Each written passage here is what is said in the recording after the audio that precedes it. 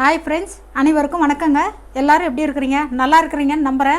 இன்றைக்கி நம்ம சேனலில் செய்ய போகிறது பச்சை கடலக்கொட்டை, ஸ்வீட் கார்ன். இது ரெண்டும் வச்சு ஈவினிங் ஸ்நாக் எப்படி செய்கிறதுன்னு பார்க்கலாங்க. நம்ம கடலக்கொட்டையும் ஸ்வீட் கார்னும் வேக வச்சு எடுத்துக்கலாங்க. ஆல்ரெடி தண்ணி வச்சிட்ருக்கிறேன். 1 கப்புங்க ஸ்வீட் கார்னு, கடலக்கொட்டை 3/4 கப்பு, கொஞ்சமாக உப்பு சேர்த்துக்கலாங்க.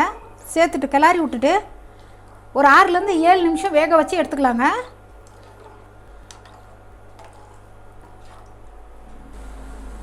ஸ்வீட் கார்னும் பச்சை கடலக்கொட்டையும் பாருங்கள், 6லேருந்து 7 நிமிஷம் நல்லா வேக வச்சு எடுத்துருக்குறேன். இந்த அளவுக்கு வந்தால் போதுங்க. இப்போ நம்ம இதை எடுத்துகிட்டு தண்ணி வடிகட்டி எடுத்துக்கலாம். இப்போ நம்ம 1 டீஸ்பூன் அளவுக்கு பட்டர் சேர்த்துக்கலாங்க.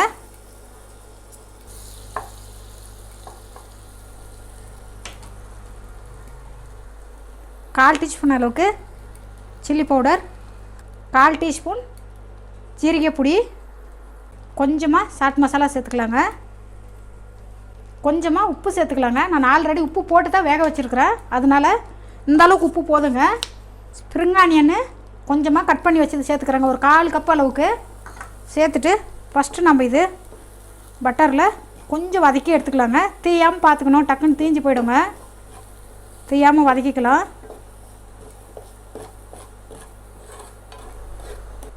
நம்ம வேச்சி வச்சுருக்கிற கடலக்கொட்டை ஸ்வீட் கார்னு சேர்த்துக்கலாங்க. இப்போது சேர்த்துட்டு கொஞ்சமாக பைனாப்பிள் குட்டி குட்டியாக நறுக்கினது, பைனாப்பிள் ரொம்ப நல்லா இருக்குங்க டேஸ்ட்டு, அதனால நான் சேர்த்துருக்கேன்.